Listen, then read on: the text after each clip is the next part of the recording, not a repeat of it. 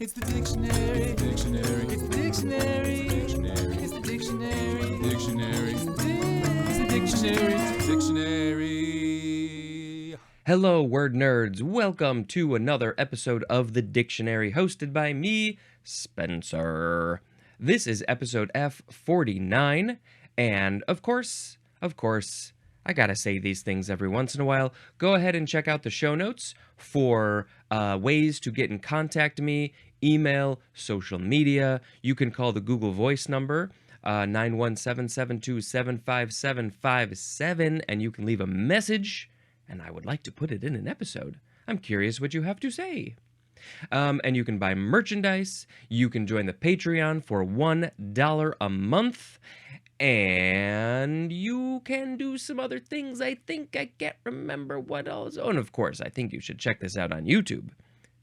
Just play all the videos. I got playlists. Just start the first one, let it play. Just let it ride. All right. The first word in this episode is featly. Featly, F-E-A-T-L-Y, first form, adverb from the 14th century. Number 1, in a graceful manner, and the synonym is nimbly. I don't feel like I do anything featly. I drop things. I drop my keys. I drop this. I drop my phone. Yes, I think I'm getting less and less featly as I grow older. I believe there's no etymology.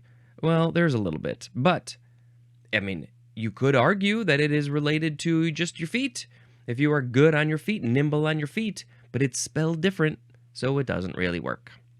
Number 2, in a suitable manner, and the synonym is properly.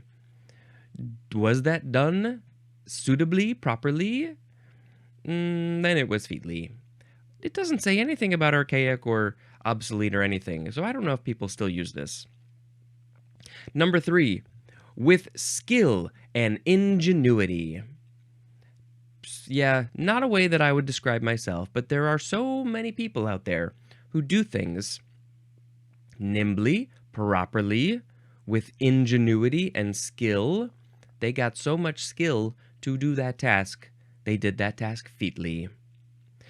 It's basically from just the word feat, like you did in action, a feat of excellence, F-E-A-T, which that was a couple episodes ago. That's it for that one. Sound effect time. Ooh, what am I gonna do? Ooh, I'm gonna go...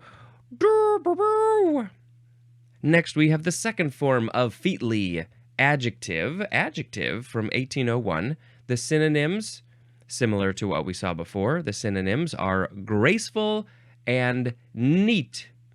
That was so neat. Maybe, is this neat like clean neat? Graceful and neat. Featly. I have no idea. I have no idea how to use this word. I could technically replace the synonyms with this word, but it doesn't sound right to me. Next, we have feature. First form, noun from the 14th century. It's a little bit of a big one. Here we go. A bunch of definitions. Number 1A. The structure, form, or appearance, especially of a person. The structure of a person? That's their feature. What do they look like? The form, the appearance, all that. Just what's the feature? The feature of me is just your very, very average-looking, middle-aged white male nerd who wears graphic t-shirts and cargo pants or shorts, with glasses and a beard and wavy hair. That's it. That's my feature. Number 1B is obsolete, and it is just physical beauty. So people back in the day would say that your physical beauty was your feature. Some people still say that that's their best feature, but that's more talking about a specific thing. An eyeball, a piece of hair, a fingernail. Oh, this fingernail, this is my best feature. Maybe we're going to get more specific into those types of things in a bit. Number 2A, the makeup or appearance of the face or its parts. How the face is made up or the parts of the face, those are the features. What are the features of your facial face? Yeah, we all have the same, I mean, in general, as a generalization, we all have the same parts of the face, but they all look different based on your genes. They're all different shapes and sizes. I just saw a YouTube video of a guy who was doing a tech video thing, and I was like, that is a very interesting nose. And his nose, this is just an observation, it was just very large and bulbous and didn't really seem to fit the rest of his face. And you know, I was very curious as to why that was. What happened? Was this an abnormal growth thing? Was this a cancer thing? Which isn't I don't know. It's just he had a very interesting nose. That was an interesting feature of his face.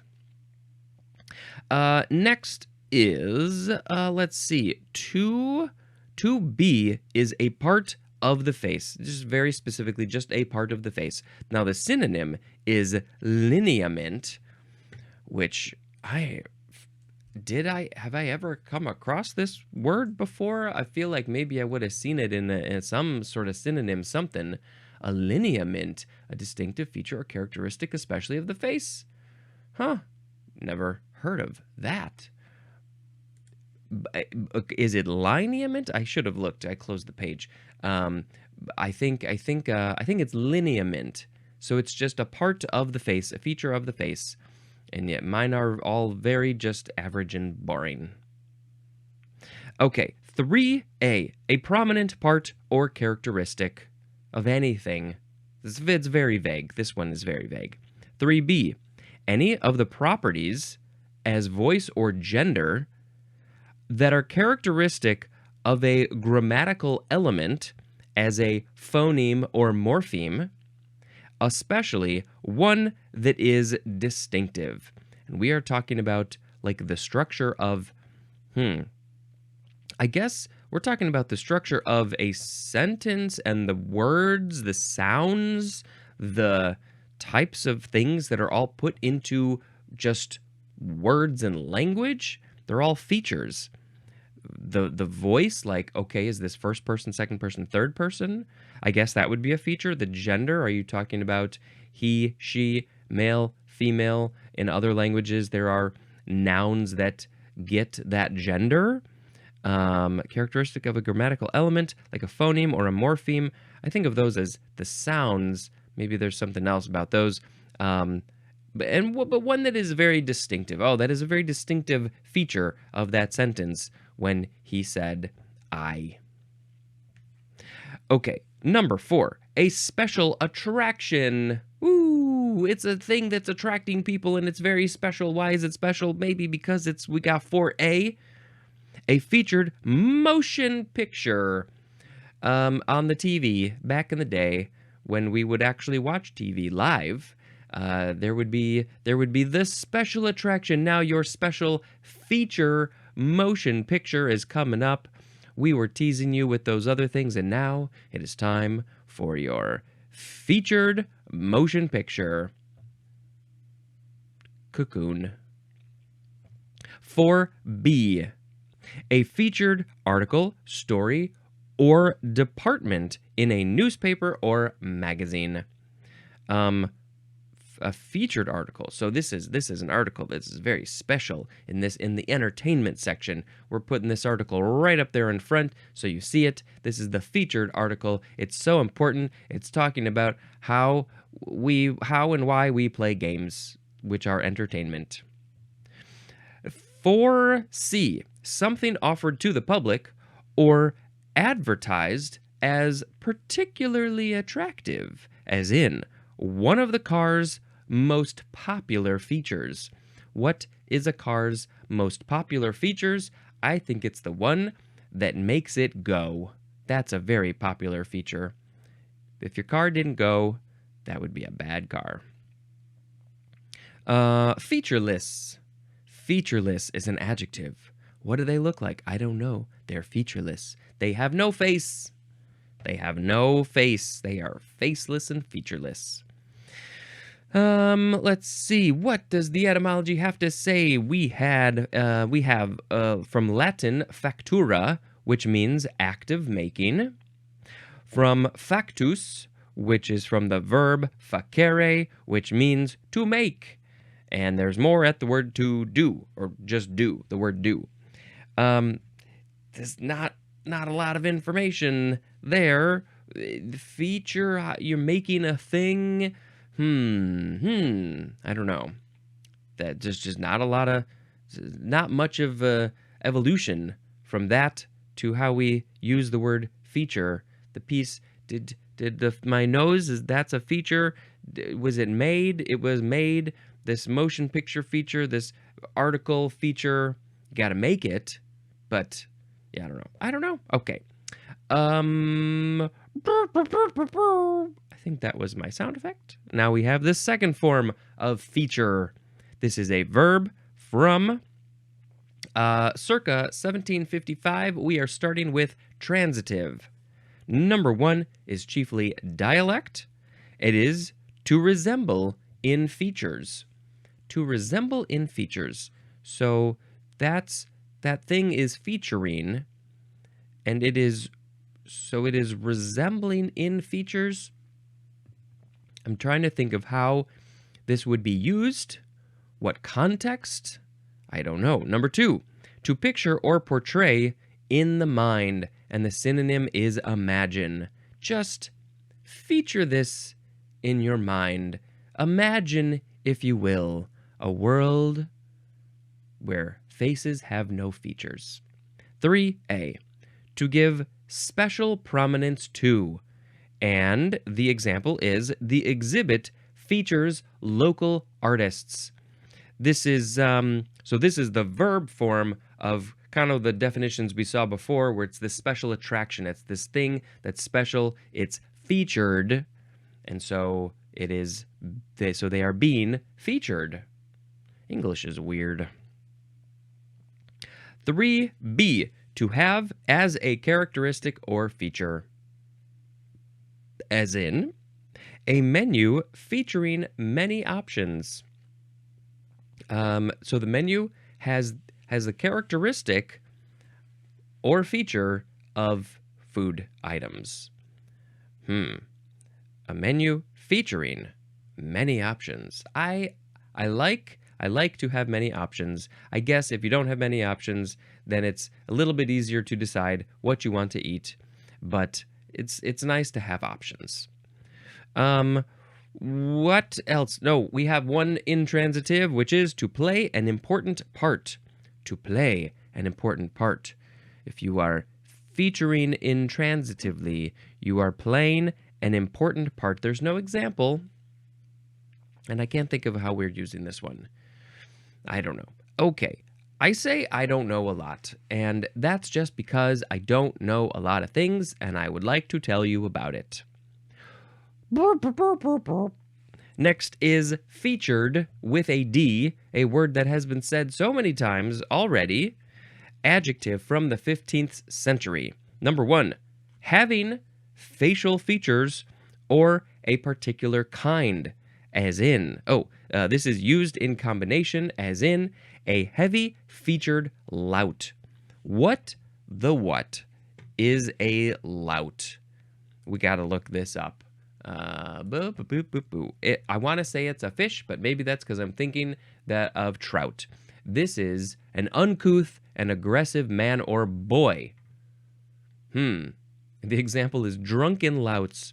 I don't know if the boys are the drunken louts or the men are the drunken louts, but the uncouth men or boys are louts. And so in this example, a heavy featured lout.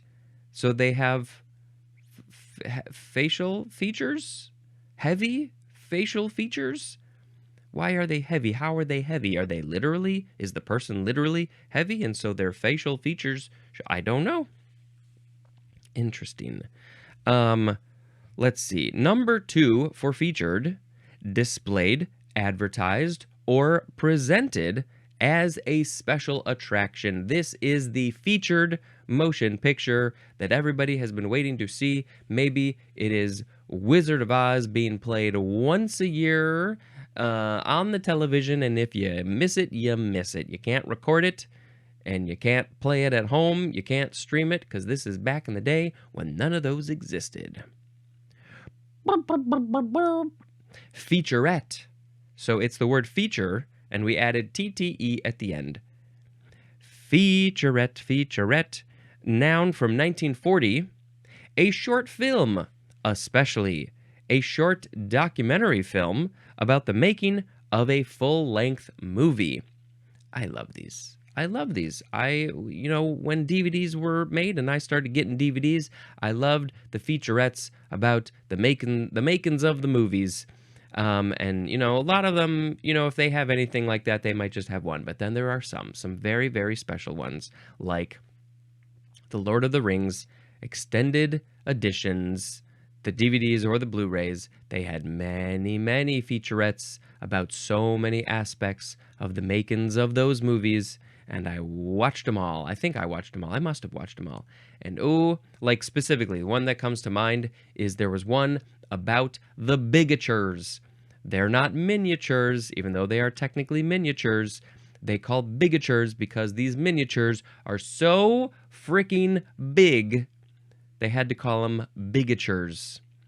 That's just one of the many featurettes on the Lord of the Rings disc set. Okay, these are great. And that is pretty much it for featurette. Next we have feb, capital F-E-B. Adverb? No, it's abbreviation. Sort of similar letters, not really. Abbreviation for February, which is coming up soon. Next is February. It's a prefix, F-E-B-R-I, and it means fever. Fever, as in the example, febrific, which is actually our next word. So let's go learn about that and how does fever connect to this prefix. Febrific, adjective from 1710. Oh, this one's archaic. And the synonym means feverish. Haha, very clear there. Now, well, if we look at the etymology for the prefix febri or febri, it just says it's from the Latin febris, so it doesn't say what that means, but I would assume that it means fever or something like fever. So febrific was an old way to say feverish. Oh, I'm feeling feverish. Can you check my temperature? Oh, whoo, it's so hot in here. Oh, but now it's so cold in here. Febrific. It's very close to, I don't know, fantastic? Yeah. Okay. Well, we got a couple more words that might be related to fevers.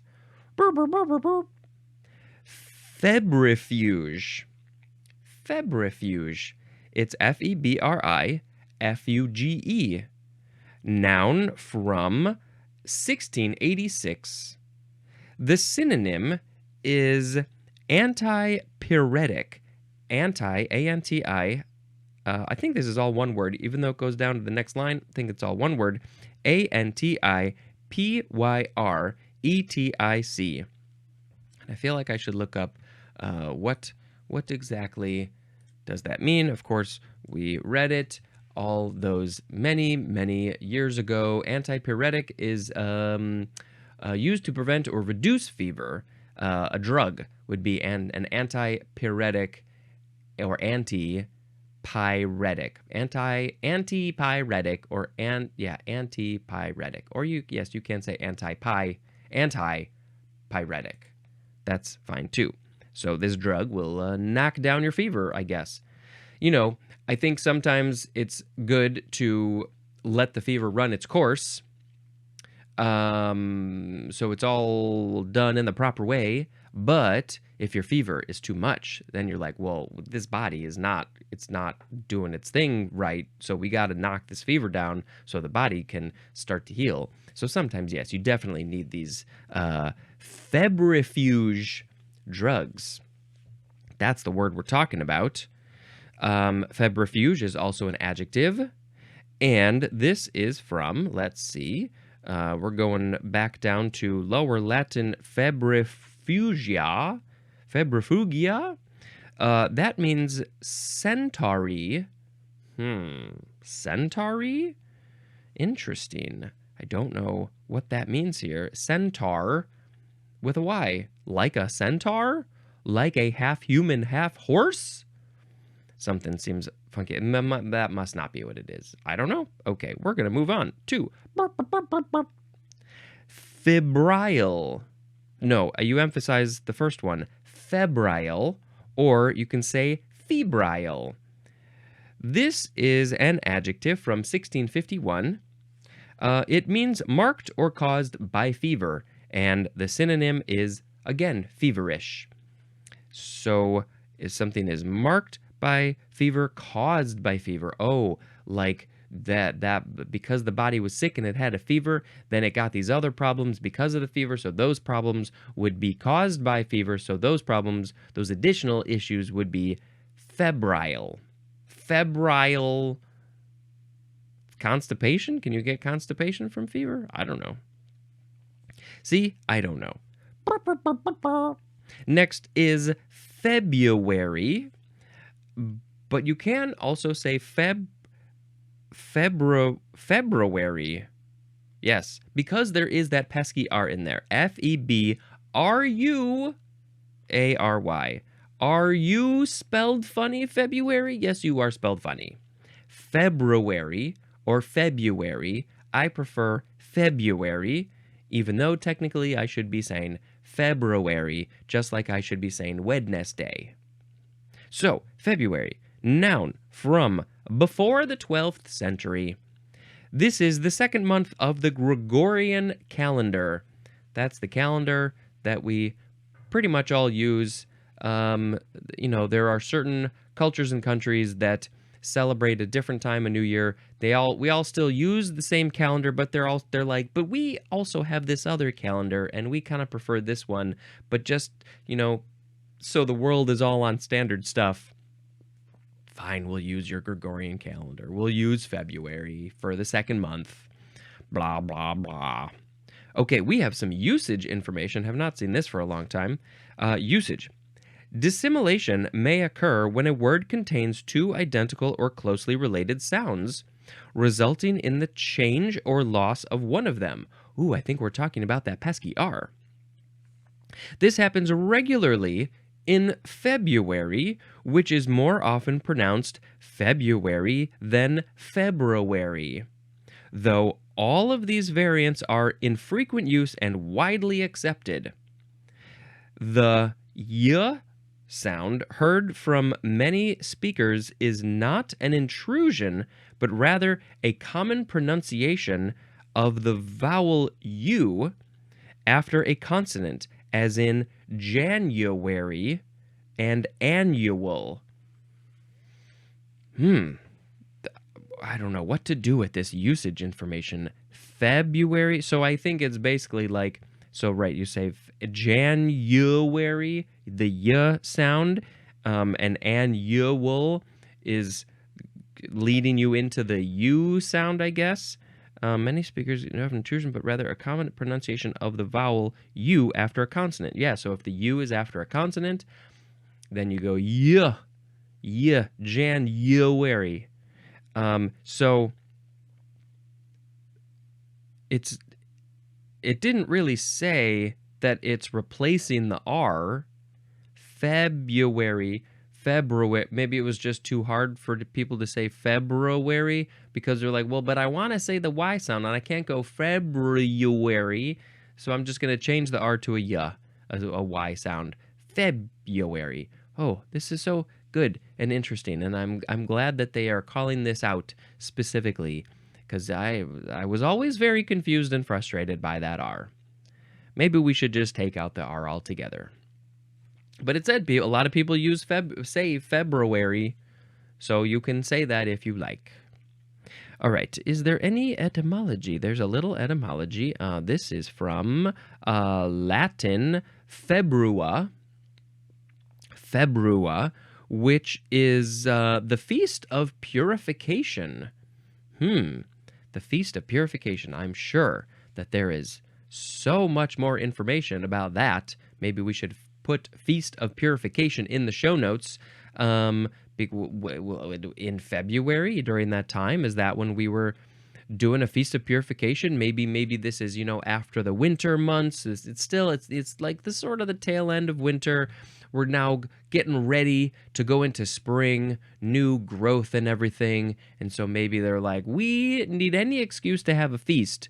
And so we're going to have a Feast of Purification, purifying ourselves, getting ready for all that new growth, new life to start over again. And so this is the time of year when we're doing the Feast of Purification, and we're going to call this time of year Februa. And now I'm sure all those Latin people are rolling in their graves because we're not saying February, we're saying February. I don't know. Wait, what else can I say about February? We're talking about February. It is the shortest month. 28 days, sometimes 29 days. I think our calendars are all funky. I don't know why we couldn't have shifted a day or two over from other months to make it at least 30. A lot of people, if they do some sort of dry thing where they remove something from their life for a month, they like to do it in February because it's the shortest month. So it's the least amount of time that they have to not have this thing in their life. What else? We got Valentine's Day in February. Anything else? I don't know. I don't really know what else to say about February. Leap Day is just a fun, weird, strange thing that happens once every 4 years. And so every 4 years we get a leap day because the Earth going around the sun is not exactly 365 days. It's like 365.25 something. And so we're like, we got to make up that day. And so every 4 years, we get an extra day at the end of February. Except, and this is something that people don't really think about or know, I think, is that except on the century, on the 100-year mark, you don't get an extra day. Except on the millennium. So in 1900, I believe, there was no leap day, but on the year 2000, because it was the millennium, we did get a leap day. And this is all just to get us as close as possible to accuracy of the Earth and the starting point to get going back around. It's all very complicated and mathy. Okay, let's move on. We have FEC. FEC? Ooh, this is interesting. FEC. It's an abbreviation for He Made It. What? What? He Made It is FEC. This is from the Latin fecit. I think they would have pronounced it fecit. But what does that mean? Fecit. Here. I believe. What would they? Oh, fake it. Would they have pronounced it fake it? Interesting. He or she made it used on an artwork. Such as a painting, sculpture, engraving, or building to identify its creator. Ooh, this is so interesting. Okay. So this thing also says fake it is a Latin verb that means he or she made it. It was often written on artwork such as paintings, sculptures, engravings, or buildings to identify the artist. The abbreviation for fake it is fake, F-E-C, or feck, or just F. Here's an example of fake it in a sentence. And actually, I should have looked ahead. Are we going to see fake it, F-E-C-I-T? We're not going to see that in here at all, even though it's clearly a word. The presiding magistrate began each meeting with a speech, which was usually brief, but was sometimes a lengthy or the verba. What? I don't understand this example. Okay. Oh, well, this was very interesting. Glad I know that. But I'm trying to figure, like, I know that artists will sign their artwork. So do they call that a fake it? F-E-C-I-T? Or does it, sometimes would it say fake it, F-E-C-I-T, and then their name, or F-E-C and then their name, or just F and then their name? I should ask my dad about this because he does art and he signs his name. And so I wonder if he is even aware of this. My problem with the definition is it says he made it. This is that, the old genderized stuff we don't need. So it should say he or she made it, he/she, or at the very least it should say that. Or it should just say they made it, because they can absolutely be singular. Okay. Here we now have a couple of words that people don't like to talk about, but they're in the dictionary, so we have to talk about them at least for a little bit. Makes people uncomfortable. We have the word fecal, F-E-C-A-L, adjective from 1541 of relating to or constituting feces. And what are feces? Feces. Noun from the 14th century. Bodily waste discharged through the anus. The synonym is excrement. And yes, of course, we talked about that way back in the E's. The excrement, the feces, the stuff that is leaving the body, that the body is like, I don't need these. I did what I could with these. Wow, my video just got real weird. What's happening? Is it gonna go away? If I move my head, will it go away? This is funky. So my body's like, no, I took all the stuff out from the food that you gave me. That I took all the good stuff. I took all the bad stuff. I don't care what it is. You're giving me all this stuff. I'm gonna take all the stuff out of there, and these things I don't need. So it's just gonna all combine together, and you gotta get rid of it because you can't keep it. You can't keep it. You gotta get rid of the stuff that you don't got space for it. So it's gotta go. Where's it gonna go? It's gonna go out the butt. That's where it goes. We got this digestive system. Some animals have one hole for eating and the removing of the feces. And I'm so glad I am not one of them. Feces, this is from Latin fake or fakes, F-A-E-X, which means dregs. It's just the stuff you don't want. It's the dregs of your body. Yep. I love getting rid of my feces. It makes me feel good. It's just like you feel a little bit lighter. I try to go every day. You know what? Let's talk about that. It's good to go every day. And what else? What else to say about feces? You can tell a lot about the health of a person and what they eat a bit based on what the feces look like, the consistency, the color.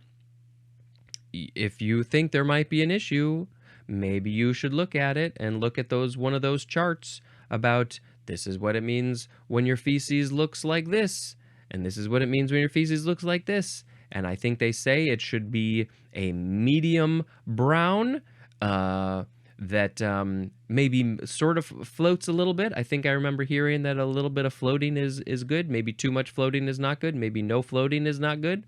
I don't know if people look at their stuff. I think a lot of people don't like to, but it's very useful to get an idea of what's your health like. And I try to eat pretty healthy. Overall, I do, and sometimes I don't. And that's okay. Everything in moderation. And it's just a topic that we'd like to avoid because it's gross, blah, blah, blah. But you know what? It's pretty important stuff. Okay. Next is feckless. F-E-C-K-L-E-S-S. Adjective from the circa 1585. Number 1, synonyms are weak and ineffective. Couldn't do it. Couldn't. Oh my God, it's so hard to lift up my phone. I'm feckless. Oh, it's so heavy because I am weak and ineffective. Number 2, the synonyms are worthless and irresponsible. Worthless and irresponsible. I'm not so sure if those go hand in hand in my book, but I guess they can. Feckless. It's just like, blech, not working, not doing the stuff. Weak. Fecklessly is an adverb, and fecklessness is a noun. I don't want to ever be feckless. Please don't describe me as feckless. I have no feck? What is this word? What's the etymology? This is from, Scottish. Scottish, feck, which means effect or majority. So yes, this is a Scottish word, feck, but it didn't get to English, I guess. So effect or majority is feck. So like the most of the stuff is feck. It sort of comes from effect, I guess, which makes sense. Feck, effect, yeah, sounds sort of similar. But yeah, not a lot of information there. If you are Scottish, please tell me what the word feck means to you. Thank you. Thank you very much. We got another one. Maybe it's related. Oh, yes. Feckly. Feck with an L-Y. Adverb from 1768. It is chiefly Scottish, and the synonyms are almost and nearly. So it's like, oh, you're almost effective. You're almost the majority. You're in the minority. So it's like, it's one level above feckless. We got feckless, and then we got feckly, and then we got feck. That's how I'm envisioning this. Almost, nearly, feckly. Fantastic. All right, one more word for this episode. Feculent. Feculent. This is an adjective from the 15th century, and it is foul with impurities. The synonym is fecal. So fecal is relating to constituting feces, and so feculent seems very similar. If it's related to feces, that is probably foul with impurities. Maybe we're not literally talking about feces, but the impurities, the dregs, it's gross and stinky and smelly, and I don't want it near me because it's filled with all those impurities, and so it is feculent. Feculence is a noun, and the etymology we sort of talked about before. The dregs, that's where it comes from. Now, this seems like a good word to use metaphorically when you are talking about, I don't know, the feculent society that's filled with not good things. I don't know. I'm sure there's some good uses of this word feculent. It's a good one. I like it. Okay, speaking of liking words, I am picking a word of the episode, and you can do it too, but you gotta tell me what it is. Today we had featly, feature, featured, featurette, febrile, febrific, febrifuge, febrile, February, fecal, feces, feckless, feckly, and feculent. This is a tough one. This is so tough. Let's see. Well, I do very much like featurettes. I said that. I very much like those. Any other featurettes I can think of? I don't know. There's just so many of them. Just like, here's another one. The third season of Twin Peaks, from 2017 on Showtime, when they released that on the Blu-rays, there was this very interesting featurette. Well, I think there were multiple featurettes, but one in particular, or was it a series? I don't know. They were all shot, all the footage was shot by one of the kind of lead actors. He plays Ben Horn, and of course I'm blanking on his name, but I am going to look it up. And so he is I guess you'd say an amateur uh,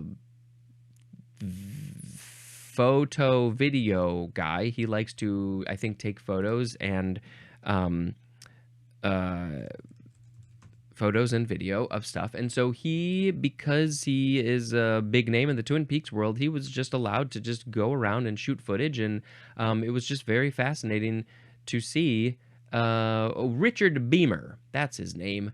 And yeah, it was very cool to see like what he shot, and it was cut together. And yeah, anyway, that was one of them. And then of course there was like a featurette for each episode. They actually hired a documentary filmmaker to shoot just a ton of stuff, and you get to see how David Lynch directs. And oh my God, if you are interested in directing or David Lynch or just the behind the scenes stuff of filmmaking, those are some really good featurettes to watch. I guess I'm picking featurette as the word of the episode, because it's all focused on him. You know, he's been such a staple in filmmaking since the late 70s. That it's just so interesting to watch him work, because he has a very special way that he does things. Okay, featurette. I like watching featurettes on DVDs. They are very interesting and informative about the movie. Yeah. Speaking of movies, let's talk about The Big Sleep. I watched this on a plane, and it was fine. You know, it's one of those classics. I automatically have a little bit of a hard time with those old classic movies, but some of them are really good. This one didn't grab me. I remember it being beautiful to look at, because they pretty much all are from that time period. This was from 1946.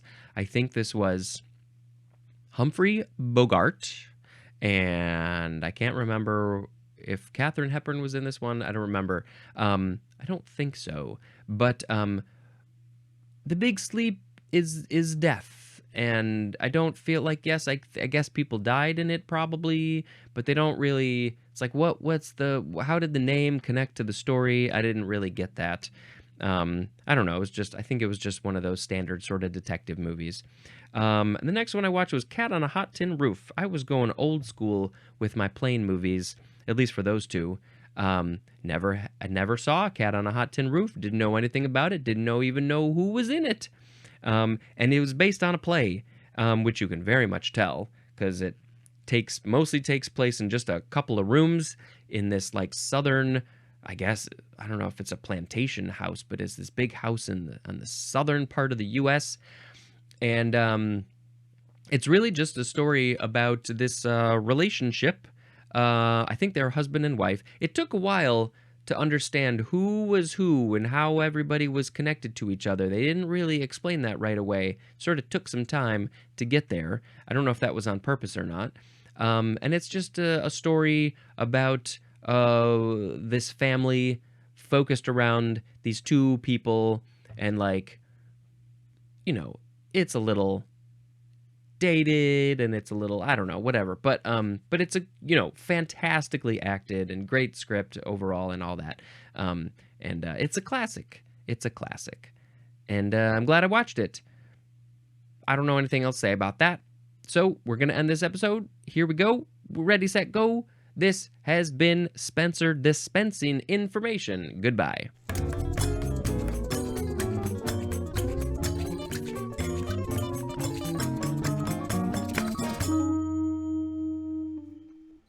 Blah, blah, blah.